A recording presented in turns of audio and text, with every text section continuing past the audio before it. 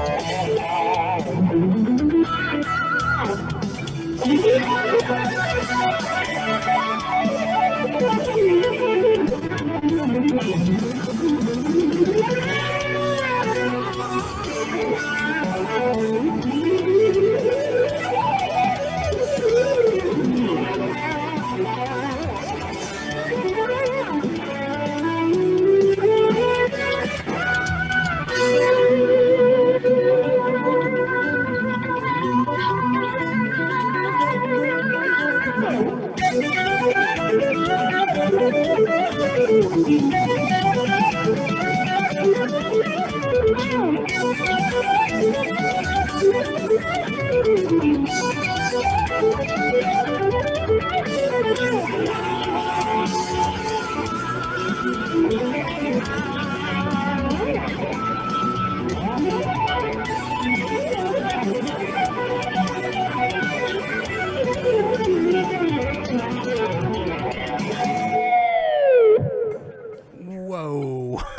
Yeah. Hang on, let me stop my band. My band wants to start. They're ready to rock, man. They don't want to stop. That's killer. Yeah, man, that's the thing, right? The band gets going and they don't want to stop. All right, cool. Awesome, man. Sounded great.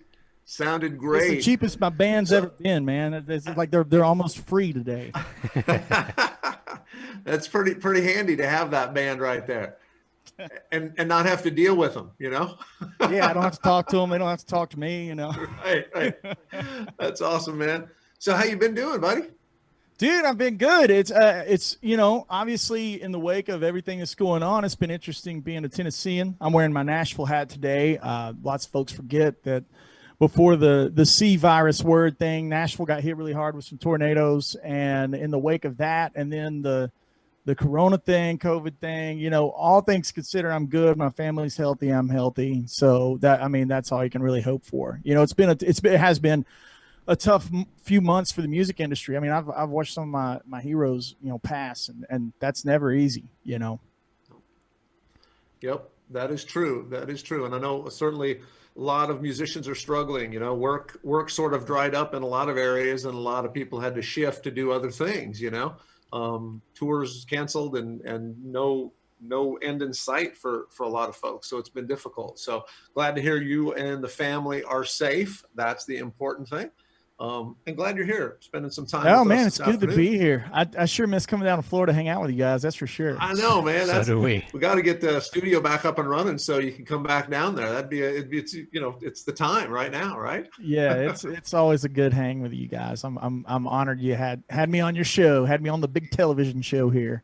Yes, sir. Yes, sir. Well, you know, you do a lot of stuff. So obviously you've done a lot of playing with a lot of different people. You've done a lot of assorted gigs, you know, including playing with our good buddy Jim Riley from Rascal Flatts, playing in that band. Love Jimbo. different He things. just bought a house in East Tennessee, man. So I'm glad he's gonna be it's a crazy. little I know, it looks here. beautiful. Looks beautiful Yeah. down there. So, but you know, you do a lot of your own stuff, right? You write, you do a lot of original stuff. You've got your own band and go out and tour around and travel. You know, That's right. how's, you know, what do you see as the difference, you know, or what do you dig about being able to write and do your own stuff versus sort of being a sideman or a session musician? Yeah, man, that's I think the biggest difference is how many buses and airplanes you take. When you're with Rascal Flatts, you know, it's a fleet. I love those guys if they're tuned in, you know, love Gary and JD and all those guys, man, Jim and Travis. But yeah, in all seriousness, you know, the thing that I guess that's really nice when you go out and play your own music is you're actually on your own mission statement musically. And a lot of times we get caught up when we're learning stuff from TrueFires and the internet and all this stuff. We kind of lose our way and forget to make our own statement, leave our own little chapter in the game. And I think that's what's the most rewarding when I go out and tour my own stuff. And you know, it's always fun for me. Guys discover me on Instagram or the internet or whatever, and they're like, "Dude, I didn't know you had 5 albums." I'm like, "Yeah, man, I actually, you know, I try to make music when I can." But you know, we got to do a fun one this year before things locked up. One of the last ones. I'm going to give a quick shout out to my guys in the Kennedy Wood Band. You know, that's a fun band for me. It's kind of Southern rock country, in the vein of, you know, Allman Brothers, Stapleton, Marshall Tucker, Marcus King. You know, we kind of blend all that stuff with a little more Telecaster and kind of make our own gumbo for that thing. And that has been a really rewarding band to be in. That's got a singer named Dave Kennedy, and Dave was on, he'll kill me. I forgot. He doesn't care. He was on one of the singing shows. I don't remember which one, but he was on one of them. Right. And Dave's a fabulous songwriter. He's with Warner Publishing out of Nashville. And, you know, we have a blast with that band. And then of course, for all the guitar geeks, there's albums like Junktown and you know, Truth and Lie, those kind of records. So, you know, I try to get out there and just try to make as much music as I can. And on the horizon, I'm writing another Andy Wood solo instrumental record, another Kennedy Wood record that I'm about halfway finished with. And then after that, I want to do a bluegrass record. I want to do a legit bluegrass record. So I kind of got my, you know, when you're home, that's what you got. You know, I'm not touring, I'm not playing shows. So it's just use the time to create content, you know. That's awesome. That's awesome, man. Well, you know, you can do it all. You're one of the players that can do it all. You got, you know, I see you play some country stuff. It's like, oh man, he's a great country player. Then you turn around and shred, and it's like, oh well, yeah, he's a great shredder. And then you play bluegrass. It's like you got it all. So that's good. It's good to be able to put it all out there. So speaking of Junktown, let's do that. How about let's play a little? Okay. Let me grab an play some appropriate. more. I'm gonna grab a guitar with some single coils. Let's do I'm that. in the Yeah, convenience yeah. of my own little studio. You know, I can like reach and get the guitar. So yeah, let me grab the other ride here. Absolutely. That is the advantage of being able to be home and sort of have your rig there going. You know, you can grab this guitar, that guitar. You have whatever you need at your disposal, unlike when you're on the road and you just have what you brought with you. And That's right. That's right. And, you know, it's like while I'm getting tuned up here, I'll run you down my signal chain. There's probably a guitar nerd out there want to know what I'm playing through. I'm using my Sir custom signature models. One has, as you can see, has the humbuckers in it, and I like it more for the rock and shred stuff. This one's got single coils and a hardtail on it. Makes it super fun for the redneck thing. And then my signal chain is into my little pedal board here. I've got a prototype Sir pedal. I've got a prototype Wampler pedal. We're working on a couple of things with both those companies. Those are gonna be fun. And then a Strymon timeline, man, and that is just a great delay. So that's it. Into a Sir Bella, into the Universal Audio Aux, into you guys. So yeah, without further ado, let me see. Awesome. Good rundown. All right, cool. Let me reach up here and tell my band to start.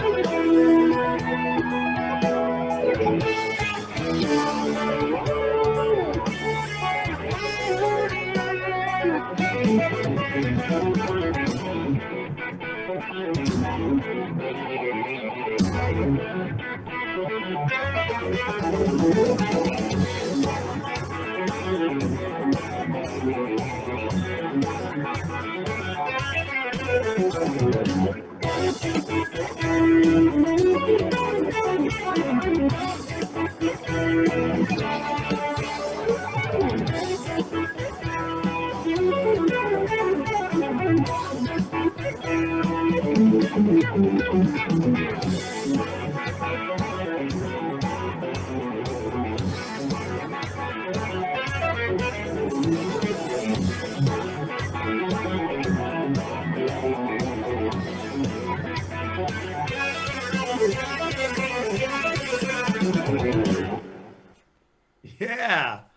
that's awesome, man. And they go again. Right on. Yeah, that's good. Good stuff right there, man. Good stuff. So we got folks watching from all around the globe here. I believe we got people tuning in from everywhere, but that's something that you're hip to now because you've been doing the YouTube channel. Your YouTube channel is awesome. So everybody that's tuned in here should go check out and subscribe to your YouTube channel. Are you having a good time doing that? Yeah, man, that's been really interesting. I'm a big video gamer, right? And in video game world, streaming is kind of old hat. Like apps like Mixer and Twitch, and even YouTube adopted their streaming platform and built that predominantly for gamers, you know. And now the music world's kind of catching up with gamers. So for me, it's been fun. It's been really challenging learning how to use things like OBS, learning how to get a good tone, just with plugged in, and it sound studio quality. Those are the real challenges. But man, I'm having a blast. The channel is Andy Wood Music, and about twice a week I post a video that's one's a lesson video, one's an under the influence video that's kind of a podcast, and then I stream randomly throughout the week. And streaming, honest to God, is the most rewarding because I get that real-time interaction, and it's the closest that I can get to playing on stage or doing a clinic or having an audience in real time. And I love how raw streaming is. I flubbed one little note. I had a little fret noise in that song, but it's like, you know what? That's real. And you don't have that chance to edit it down. So I really enjoy not only being a streamer, but I love watching other guitar players stream because, dude, it takes guts to get on there and like do it in the real time with no edits, no chops, no punch ins. Like you gotta bring it, when it counts. But that's to me, I think that high risk, high reward interaction thing is what's so cool about streaming in general. And I like I said, I like it more than making videos, Oh, it's awesome, man. Well, you do a great job of it. So yeah, everybody for sure check out Andy's channel. It's definitely good stuff. Tommy is back at the headquarters at the mothership, and he has some folks tuning in from all around the globe. So tell us, where's everybody watching from, Tommy? Absolutely, Jeff. We got Andy. You got folks all over the place, man. We got people in from Dallas, Green Bay, Aurora, Kentucky, Washington D.C., Oldsmar, Florida, New Jersey, Virginia, Chicago, Nashua, New Hampshire, Pennsylvania, Go Bears. Ireland. There you go. Ireland, Saudi Arabia, Illinois, San Antonio, North Carolina, Calgary, Alberta, Buenos Aires, British Columbia. We got more Canada coming in on Facebook, Italy, Norwalk, Connecticut, and India, all watching you right now all over the globe. It's just amazing, man. And one of the questions that just came in, Andy, by the way, they're asking if that is a gamer chair that you're sitting in. Yeah, I have more comments on this chair. I'll kind of scoot back so you can kind of check it out. Like I said, gaming culture is a thing, and these chairs, there's a website, big gaming website called IGN.com, and these chairs, a lot of times IGN will do like flash sales, and typically these things are like $400, but they sold that day for like $85. And I love it for this reason right here. Look at that. If you're a guitar player, you can swivel the arms up, man. And there you go. And it's comfy and it doesn't kill you. So yeah. And there's another company that I really like. I'm going to get another chair for the studio. Secret Labs is making some really good chairs. So Secret Labs, if you're watching this and you want to give me an endorsement, I will proudly trade in Big Green here for a Secret Labs. And what is your favorite game to play, man? Currently, I have a couple. Destiny 2 gets most of my hours. I'm a Switch owner, so I play Zelda Breath of the Wild. And I like old school games, and there's a remake of Samurai Showdown. It was an old school fighting game, and they just released it on Xbox Live Arcade. So those are the games that get most of my time these days. But like any other gamer, it always changes, Nice. That's awesome. Awesome, man. So you've done like several TrueFire courses, right? Let's look at your TrueFire courses that you got there. I mean, I think you got like 4 courses out now. We did the Shapeshifter series, basically the first one, then we did the Shapeshifter creative applications. Now you got 30 Shapeshifter licks you must know. So tell us, what's Shapeshifter? What does that mean to you? Where do you come up with Shapeshifter? Yeah, that's a really clever name. I wish I could take credit for it. Brad's the one that called me the Shapeshifter. So yeah, I'll do a quick example here. We as guitar players, when we hear other styles than what we're familiar with and where we come from, we're a bit intimidated. You know what I mean? Or like, I could never do that, and it turns into that thing. We forget that music in the Western world is just 12 notes. And it's really like learning to speak in the correct accent or speak the language of a correct genre. So let's pretend that you're a guy who grew up with, some bluesy stuff. We'll overdrive on just a little something. And these are the kind of licks you're used to,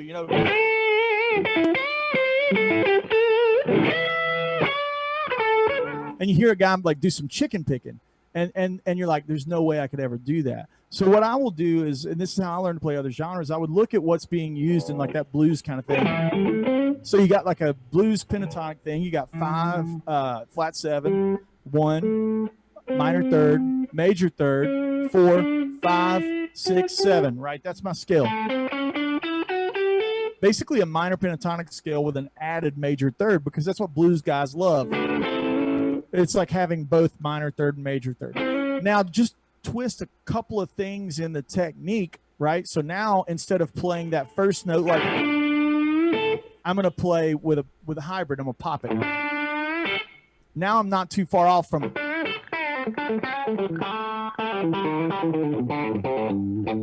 And we're not far off from Jerry Reed. Sorry. We're not far from this to this. And so basically that applies across the board. If a jazz bow were to take it, it's still relatively close to that same world. You only need a tweak or two. Like jazz bow guy might have this 6 in here, this 13, right? And he might add a flat 5. That's like a supremely old school Western lick.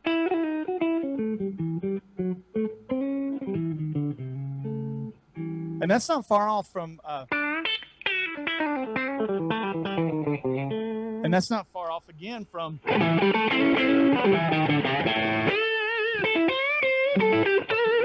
so it doesn't take a whole lot to, and this is my favorite part, everybody sit down, to put on a different hat.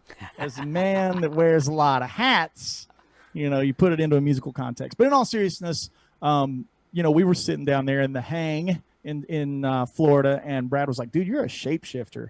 And he was like, maybe. And we were all like, well, that's what we're going to name the series. It was just like a light bulb went off, Yeah. That's what happens often down there sitting in the hang in Florida. There's lots of light bulbs going off there. So that's a perfect one, though, man. I love the way you describe that. And you do such a great job in the courses doing that, basically kind of giving that those options, where you show it's not like you have to reinvent the wheel totally. It's more about looking at what is the similarities instead of some people focus on the differences, but you're focusing on the similarities to sort of bring it all together. The similarities is where it strings together. Like people wouldn't like a lot of times people ask me about like some of the flashier, I like to call them kiddie licks, the kiddie licks, things like those kinds of things, where it's all bubbly and super fast and flashy. That lick that I just played is literally no different than this right here. It's the same lick. It's minor pentatonic, just played in a different way. So when you're talking about similarities, you get in those kind of sounds. They sound crazy, and they sound like, if you grew up a blues guy, that sounds like something that's unachievable. That's actually not unachievable. That's actually quite obtainable, and it's stuff you're already playing. You're just not playing it in that format. That goes for chicken picking.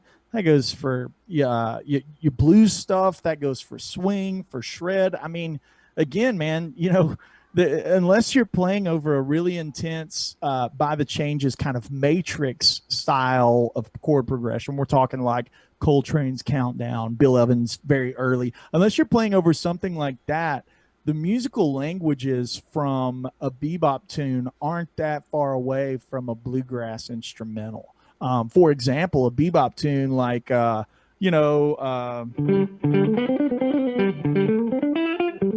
that's not that is an AABA format tune. You play the head, everybody solos, then you come back and play the head again. Okay. Now a tune like Whiskey Before Breakfast.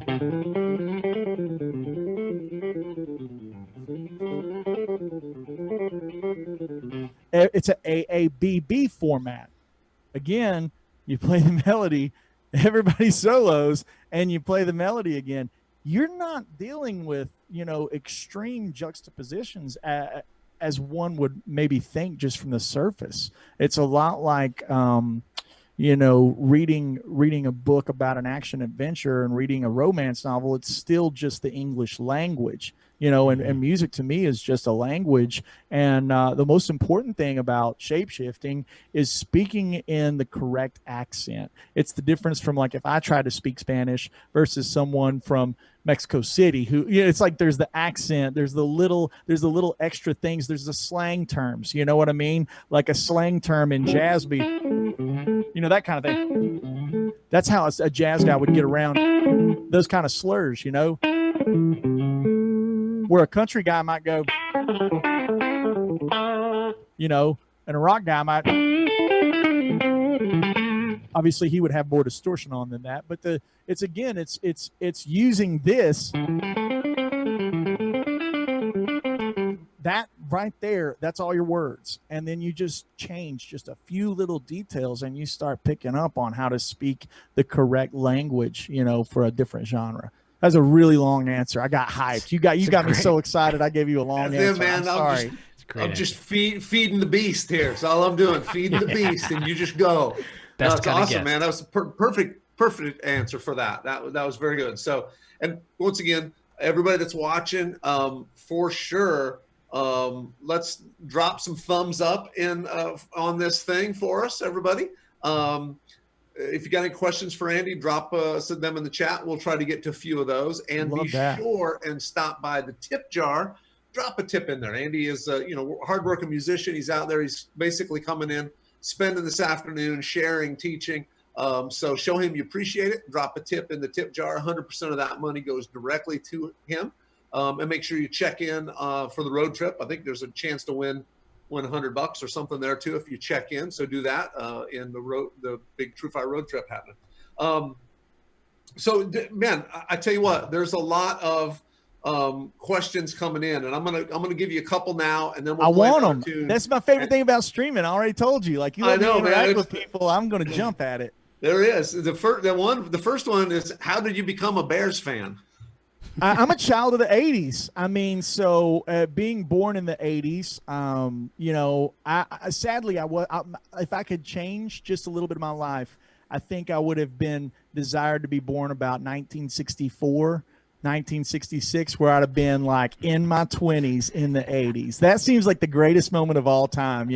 I'm an avid 80s fan. I collect 82 to 88 series G.I. Joes. I love the Chicago Bears, and random knowledge tying those together. The way I became a Bears fan, Refrigerator Perry, you used to cut the UPC codes off of cereal boxes, and you could get the Refrigerator Perry G.I. Joe. Only NFL player to ever get his own G.I. Joe. So the fridge, the Bears, Jim McMahon, Ditka. I mean, that's the thing. So that's how I become a Bears fan. That's awesome, man. So so a question, what's the amp behind your left shoulder? My left shoulder, I have 2 amps. I have 3 amps. I have a Sir Hedgehog. On top of the Sir Hedgehog is one of the new 20-watt Rev. It's a company out of Canada, Rev. They make a high gain amp, and it's only 20 watts. most of your high gain amps look like the amp next to it, the diesel, which is 180 watts. And if I were to turn that on, run that 4 cab, it'd blow me through the wall in an awesome way, but it will still blow you through the wall. And then from there, I have the Cerebella on top of a Mesa 212. And then over here, I have the EVH. This is one of the first series 5153s. And people say that they're all the same. They're not. In my opinion, my ears, I don't know if they had a different, amp manufacturers can get materials in different bulk orders. I think the very first series of 5153s sound better. I'm going to go ahead and start the fight. You guys can fight it out in the live chat, but I think these old first series EVH 5153s sound the best. On top of that's the amp I'm using today, which is just a clean platform. It's the Cerebella 44 watts into the aux load box, which is really nice because I can turn the amp up and then load it down. And then next to me, right off camera, is my crown jewel. It is an original pre-CBS 1963 deluxe reverb blackface. So 63, I think, was a cusp year where you could get the brown face and the blackface. So this one I actually paid way too much money for, but it had the hang tag from when it was sold in 1963. Nice. So yeah, that's my little collection, my little piece of the world. And I'm not a guy that hoards amps. In general, I play the amps I like, and I don't keep the ones that and I'm not a guy that goes out to companies and ask for a bunch of stuff. You'll never see me doing the wall of amps of stuff that people give to me that sits and collects dust. I believe they're like sports cars, and you got to drive them. You know what I mean? You don't ask for stuff except for a gaming chair. Hey, man, Secret Labs. Going back to that. Waiting on you. I'm waiting by the phone. It's right next to me. That's awesome, man. We'll see what we can do for you on that. I bet we got connections. I got people here that they're working on that right now, man. Love it. All right, yeah, so let's do another tune, man. Let's play something. Okay, how about we slow it down and do something kind of cool? Perfect. Yeah. I'm gonna get a Strat yet again. All right, there you go. Playing the guitars that I want. Let's yeah, absolutely, man. It's your show. You play whatever you want. We're just here to listen and enjoy. So whatever you're digging playing, we're digging listening to. Yeah, this is a cool guitar. This is one of Sir's classic models. And one of the cool things about it, those that love vintage instruments like myself, nitrocellulose is a thing. The finish, right? For those that don't know, I'm talking about the finish, not the color, the actual finish, the sealant. And John will do limited runs and actually spray a limited run in nitro. And again, it's one of those things that some people say is mojo and snake oil, and it's not real. But I mean, to me, when it comes to a Strat style instrument, I want it, and I can't afford, an $80,000 vintage Strat. But this kind of gets me really close, and it's super low output pickups. So figure let's try it on a ballad, see what happens.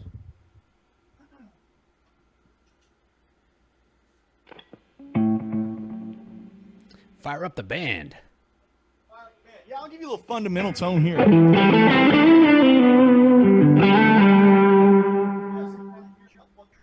Naturally does, Nice. Yeah.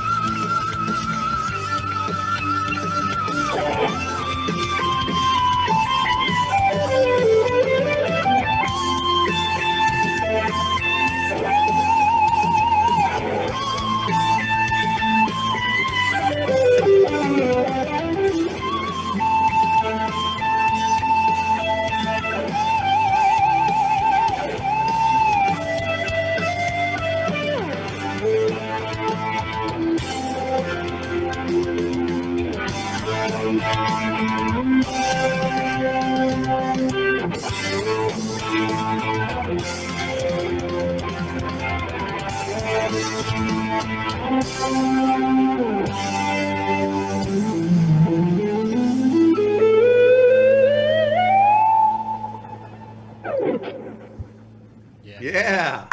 Nice job, man. That sounded great. Yeah, man. Awesome. Awesome sound. All and right, you can't tell from the stream, but it's not red. This is actually the original color from Dodge. This is the General Lee orange. As child of the 80s, man, Dukes of Hazzard. Nice. And their automobile was this color. So it looks red in the stream. I just want to say it's Mopar orange. Nice. Just want to clarify. That's awesome. So let's see. We got a couple other questions. What do we got going on here? We got some questions. Somebody's asking about the Shapeshifter courses.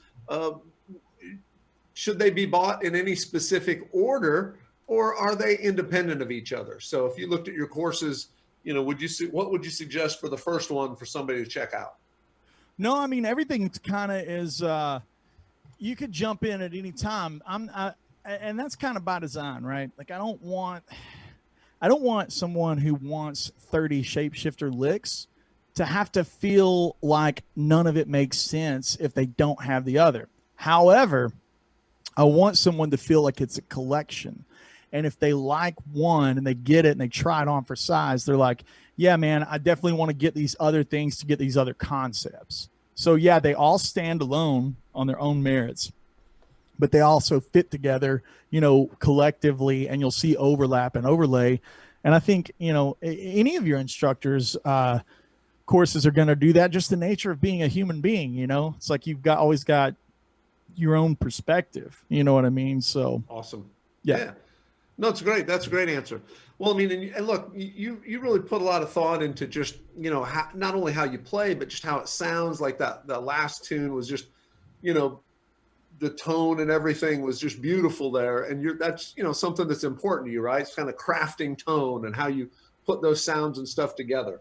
100%. Yeah. Tone. I think at the end of the day, chops, they eventually leave all of us. I mean, there's songs that Steve Vai doesn't play anymore that he played in his 20s, chops go away, but great songs and great tones and great soundscapings don't. I mean, you look at where Jeff Beck is in his career, he's playing some of the best guitar of his entire lifetime. I mean, my favorite Jeff Beck record is Emotion Commotion.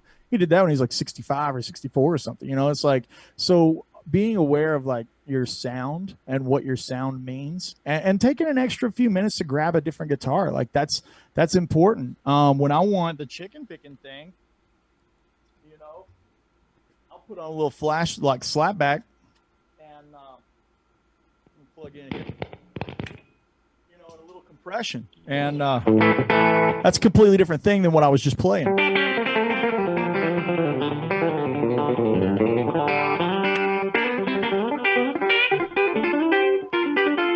That kind of sound is like just as important as having something that's maybe like and being aware that your lead tone might have to sit on top of that.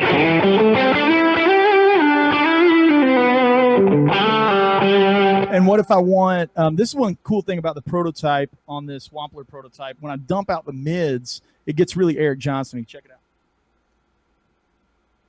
Like the natural tone doesn't go away, but it gets, it just rounds it out, and it's not really adjusting the mids in the traditional format.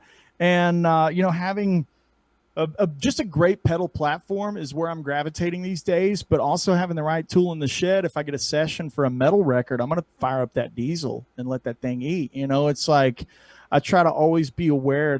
I guess that does tie into shape shifting in a lot of ways, is just being aware of what a great sound is in this genre ain't gonna fly in this genre. In that Southern Rock and that Kennedy Wood band, I use that Collings back there, that big 335 style guitar, because nothing sounds like it, right? Like this guitar's got my name on it, but at the end of the day, it's like if I'm playing solo instrumental music, I'm grabbing one of these, but when it comes time to fit into a Southern Rock group, a 335 is going to be right at home, or something jazzy, Awesome. Not to say that you can't play those other styles on other guitars. That's not what I'm getting at. I'm not trying to sales pitch anybody on anything, but we're all guitar fans. We all love different amps because they do different things. We all love different guitars because they do different things. I mean, that's why we're here, Yeah, yeah, absolutely.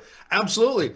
So it's like when you were playing earlier, man, you played the Stevie Wonder thing, right? And it was like, that was just how to, dude, it's awesome. So you're going to give me a little piece of that now? Yeah. So share a little bit of that, man. That's it's awesome. Pretty Man, it's something that kind of I think his name was Adam Rafferty, was the guy that I heard do this kind of stuff, and it's in the realm of like the Ben Lacey's. I suck at this stuff compared to guys like Ben.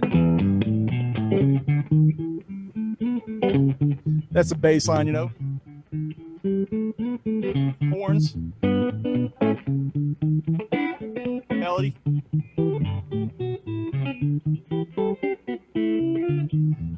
I suck at it compared to Ben, but like that's the idea. Oh, that's awesome. Yeah, that's awesome stuff. So, but even that, like you got to have the right guitar and the right sound, and you got to because it then inspires you to play it. It's like much more fun to play that stuff when you're playing with the rig that you are thinking it's it. Yeah, and pro tip to you guys that are getting started in the guitar world, I don't ever want to feel like I'm alienating viewers. And guys, man, if you've only been playing 3 days or you bought your guitar this week, hey, I'm going to give you a pro tip right now. Don't be afraid to flip this switch, this pickup selector. There's so much great stuff there, and it took me years to realize that the guitar didn't just sound like this. It could sound like...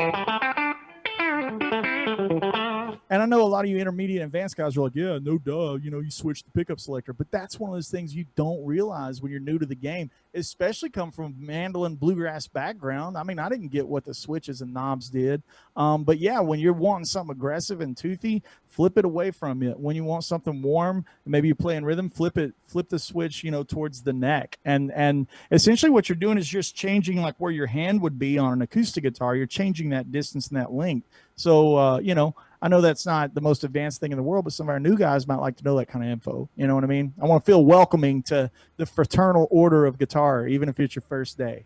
That's awesome. No, that's good. That's great advice, man. That's great advice. And for sure, new guys are looking for stuff, and sometimes it's easy to overlook the fact that, they need what they need. So, but you mentioned, you mentioned something that quite a few folks are asking about in the chat, which is, one of your latest courses is your bluegrass mandolin course. And if anyone out there does not know, you started out as a mandolin player, right, as a very young, a young man, and you are still a great mandolin player. How much time do you get to spend playing the mando these days? In quarantine, I do something that's really selfish these days that I hadn't done in a long time. And that's just get my mandolin, go sit on my porch. I don't really try to sit to plow through anything. I don't try to sit to figure out anything. I just want to sit and play some old fiddle tunes that I've played 1,500 times in my life. And I just want to sit and just kind of enjoy that for what it is. Outside of that, man, I get to gig the mandolin when I do my solo shows.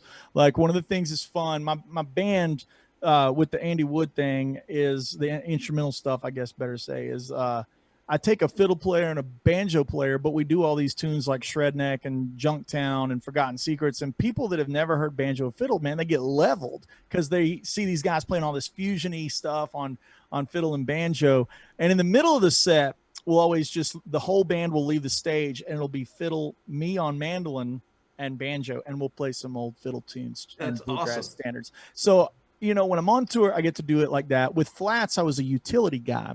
So when I was out with flats, I was playing like bouzouki and mandolin and acoustic and electric. I was constantly juggling, you know. So as far as a tried and true bluegrass gig, I get to do about 4 of those a year. Usually just my buddies that tour, guys like Todd Parks or Daniel Kimbrough. They all play with Sam Bush and Jerry Douglas respectively. And, you know, Mike Seal plays with Sierra Hull and stuff. And we'll get together a little bluegrass club here in town about once every 2 or 3 months. And we'll just play some straight up Bill Monroe bluegrass 101. So awesome. I don't get to do it often, but when I do, boy, I soak it up. Well, very cool. Well, so if you don't mind, let's grab the Mando right here. We'll just share a couple things about what, you know, kind of what's in the course, which is very cool. And while he's grabbing that, everybody don't forget to check in. Make sure you do the check-in for the road trip. And for sure, stop by the tip jar. Drop a tip in the tip jar. All that will go to Andy.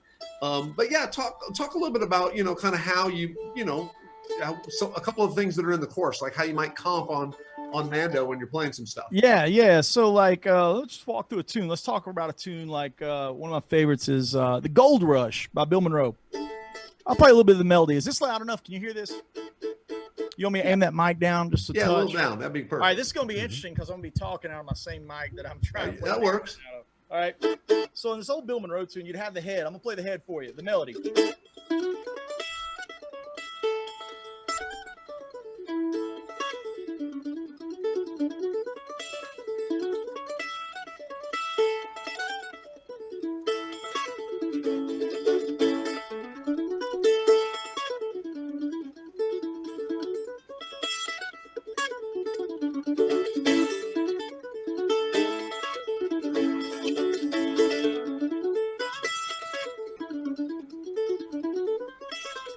So outside of that D string being just a little out of tune, annoyingly out of tune, basically that's like that thing I was saying where you play the melody 2 times in a row on each section, A, A, B, B. And if I were to comp, so 1, 2, 3, da da da da da.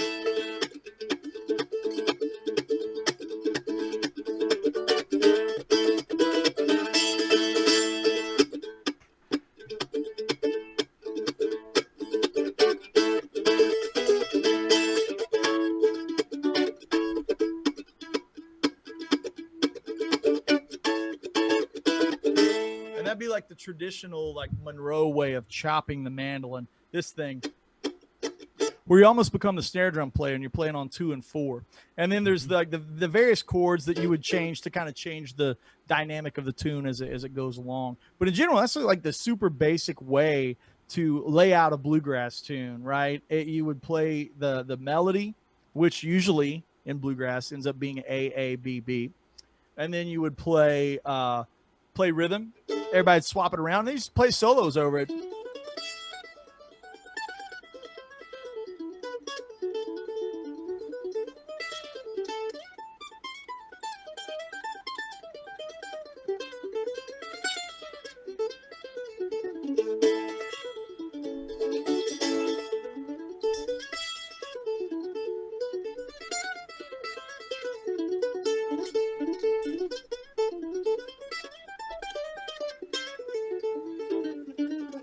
I'm a little rusty, a little sloppy on it, but that's the idea.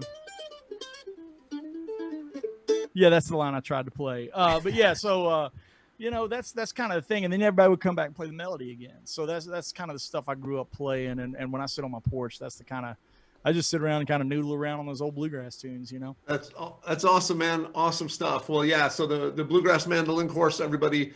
Go check that out if you're interested in that. That's you know, it's amazing stuff. He does a great job of breaking things down and sort of teaching, going through all those different things, showing you the different possibilities in there, which is pretty awesome. So we got a couple more questions. I know we're getting, man, the hour goes by quick, man. Boy, don't it? But for sure, you know, everybody watching, stop by the tip jar, drop some tip in there. Give Andy a little coin for being here this afternoon. We appreciate him being here. Make sure you go to his YouTube channel, subscribe to his YouTube channel. Lots of great stuff there. Check out all the courses that he's got on TrueFire. I mean, he does several courses there. It's all good stuff in there. One more question for you. Someone asked, when you're playing, do you think in terms of licks, or do you think in terms of, you know, sounds and feeling and kind of how you intervals? I think in intervals, great example was like when I tried to play that line that of course I was improvising just now. When I tried to play that line, I was thinking about the intervals, but I've been playing so much guitar, my hand just kind of went into guitar mode to play the interval that I thought was going to happen. So usually I warm up a little bit more on mandolin before I play, and you know that way my hand, when it goes to mandolin, it sees the intervals of 1, 3, 5, how they're supposed to be on mandolin versus guitar. You know, so for me it's intervallic. It's intervallic knowledge that keeps that helps me improvise and play freely, and that's not a scary word, guys. Like just knowing that your basic triad 1, 3, 5, you get every note, you give every note in the scale a numeric value, and then things start to lay out, and you end up seeing the fretboard a lot more expanded, and you don't feel like you're trapped. Like we as guitar players, we trap ourselves in these shapes and these boxes. You know, the freedom lies in seeing the fretboard intervallically, in my opinion. Awesome. So we've got. I'm going to give you one more question because this guy has asked this question a couple times, and it's probably a longer question than we could talk for a long time on this. But he would be interested to know your thoughts on modes. Say playing Lydian or Ionian over an E major triad versus E major 7. Sure. This is good. I love this one because I'm just about to make every one of my old UT professors just cringe. You guys ready? You ready to make some music theory people mad? Okay. Yeah. So in general, let's take the key of C. He's talking in E, but for the sake of like accidentals and sharps and flats, I guess rather, let's talk in the key of C. C has no sharps or flats. C, D, E, F, G, A, B, C, right? So Lydian in school, they tell you that the proverbial they. I went to University of Tennessee, great school, great jazz program. But in general, the standard music schools will tell you that Lydian is the G scale. It's G scale played over a C root, playing G to G. There it is. You heard it, right? That's a lot of algebra to do off the top of your head. Here's the way I like to think about Lydian. Basically, the intervals are the same. There is no basically. The intervals are the same. I look at the major scale of C and simply raise the fourth. So when I'm improvising, now I only have to think about one thing, that one alteration. Now I'm playing Lydian. Versus when you Google this stuff, they start telling you about it's this scale played over this root from this to this. And then you see all of these grids and stuff that are laid out. That's super freaking confusing. I hate that. I think of it just as if I were to think about minor, like a natural, like a melodic minor kind of thing is like just lower the third, 1, 2, right? Harmonic minor. So harmonic minor, I'm lowering the third, 1, 2, 3, 4, 5, lowering the 6. So now I can play all my licks as if I were going to play in Lydian. Major. Natural minor. So you see, if I see 1, 2, 3, 4, 5, 6, and any alteration that I need to make in there, I'm just like, okay, remember that when you come to F, it's going to be F sharp this whole time for Lydian. I'm only adjusting one thing. It takes the workload completely off your shoulders in an improvisational standpoint. Now, is the other way right or wrong? It's completely right. And from a compositional standpoint, that might lead you in a certain way, especially when you're doing huge string orchestrations or woodwind orchestrations. Maybe for some reason that might work. I'm a freaking guitar player. You know what I mean? I'm improvising over changes, especially in tunes that I do that may have some weird changes like C, like A minor, A minor 7 to A flat major 7 or C minor 9, C minor 9. If I'm playing that kind of thing,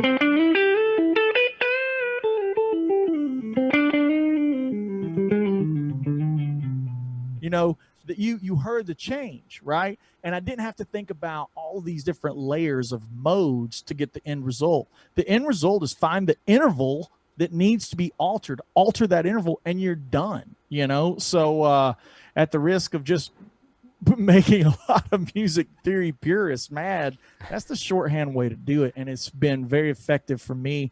And Travis Toy, who I worked with at in the flats with Jim, he thinks same way. It's like, and here's a great debate: what key is Sweet Home Alabama in? The chord progression is D, C, G.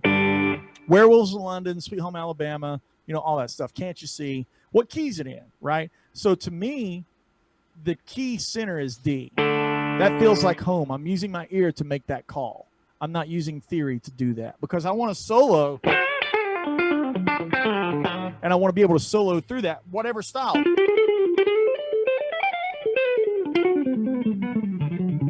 It's in D, right? So it's 1 flat 7 4. That's the chord progression. Now you take that to some other opinions, and the chord progression is 5 4 1, and they've put it in G, right? So we all have to remember, and this is where I'm going to put a bow on the conversation. That's my last example, but we all have to remember that music in scholastics is followed by the word theory, and there's a lot of debate there based on one's perspective of what is happening sonically. And as long as you can back it up and you have the knowledge to back up what you're talking about, here's a great one that's a Danny Elfman style movement from the Batman score. Danny Elfman's one of my favorite composers, and he goes to this. Now, a lot of traditionalists would call that a secondary dominant, and it is. But in my opinion, why not is that not just a major 2? Now I can solo over those changes easier if my brain says 1 minor, major 2. Now I can solo over it versus all of these other layers that have to happen when you start thinking about secondary dominance and forward momentum and all this stuff, harmonic forward momentum.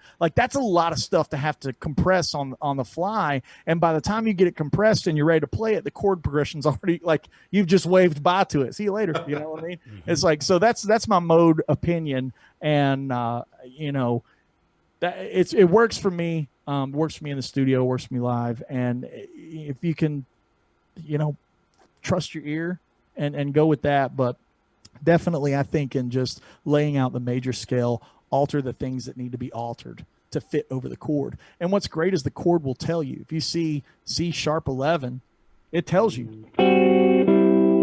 You're not going to see a chord laid out on a lead sheet that says, hey, make sure it's this second mode of whatever, fourth mode of what. It's that's not the way it's written. That's not the way we take in the information on a chord sheet. We see C#11. Okay, well now I just know that I play C with a #11 in my scale, and #11 is #4. Remember, kids, that 2, 4, and 6 turn into 9, 11, and 13 respectively. So C#11 is like saying C#4. There's the answer. Now I'm just going to play my major scale. Boom, done.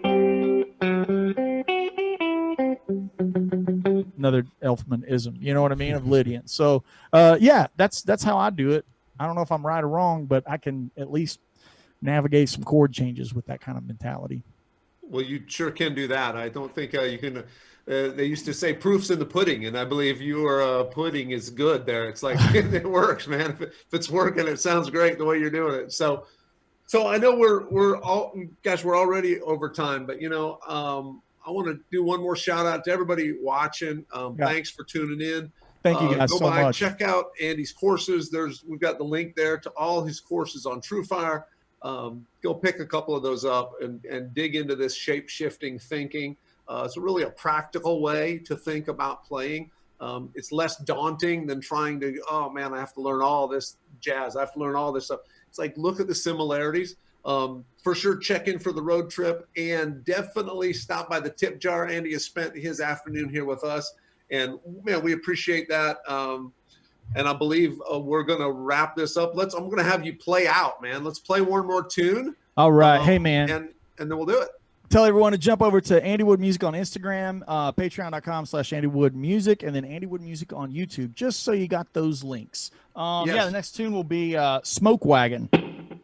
Nice. Yeah. Skin that Smoke Wagon.